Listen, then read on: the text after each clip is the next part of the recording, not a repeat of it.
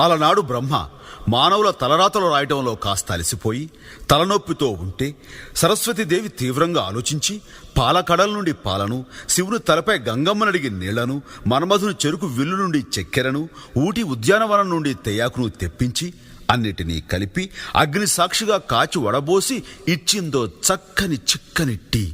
అది తాగిన బ్రహ్మ ఆనాటి నుండి ఈనాటి దాకా రెస్టు లేకుండా సృష్టి కొనసాగిస్తూనే ఉన్నాడు.